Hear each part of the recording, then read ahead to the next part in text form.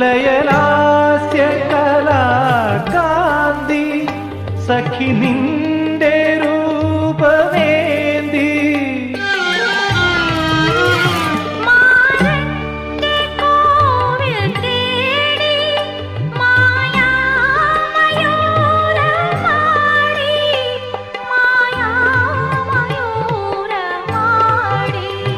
ഒളി തേടി നീലാപ്പൂക്കൾ ഒളി തേടി നീലാപ്പൂക്കൾ വീഴുന്നു നിന്റെ കാൽക്കൽ അനുരാഗലോലഗാത്രി വരവായി നീലരാത്രി.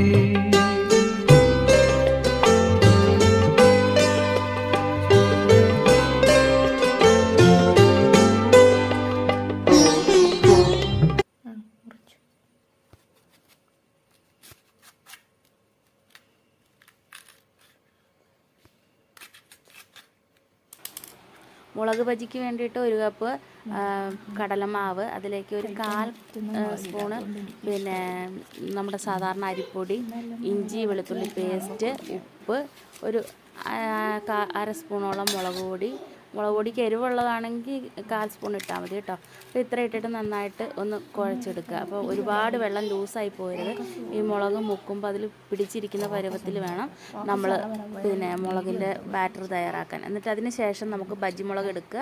എന്നിട്ട് ബജ്ജിമുളകിനുള്ളിലെ ഈ അരിയെല്ലാം കളയണം. നല്ല എരിവുണ്ടാകും ചിലപ്പം ബജ്ജിമുളകിന്. ഞാൻ ഈ മേടിച്ചതിനകത്ത് എരിവുണ്ടായിരുന്നു കേട്ടോ. അപ്പോൾ അതുകൊണ്ട് തന്നെ ഞാൻ അതിനകത്ത് അരി കളയും.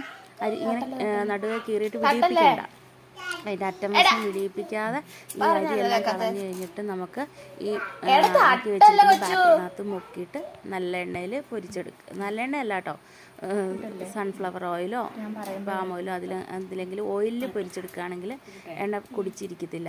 അപ്പോൾ അതിനകത്ത് പൊരിച്ചെടുക്കാം. വെളിച്ചെണ്ണയിൽ പൊരിച്ചാലും കുഴപ്പമൊന്നുമില്ല കേട്ടോ. അപ്പം ഇന്നത്തെ ബജ്ജിമുളകിൻ്റെ റെസിപ്പി ഇത്രയേ ഉള്ളൂ. പിന്നെ അതിന് കൂടത്തിൽ നമ്മൾ ചട്നി ആയിട്ട് കഴിക്കാൻ വേണ്ടിയിട്ട് ഒരു ചട്നിയും കൂടെ ആക്കുന്നുണ്ട്. അപ്പോൾ അതിനകത്തോട്ട് നമ്മൾ നേരത്തെ അരച്ച് വെച്ച് തന്നെ ഇഞ്ചി വെളുത്തുള്ളി പേസ്റ്റ് ഉണ്ട്. അതിലേക്ക് ഒരു സവാള കട്ട് ചെയ്ത് ഇട്ടിട്ടുണ്ട്.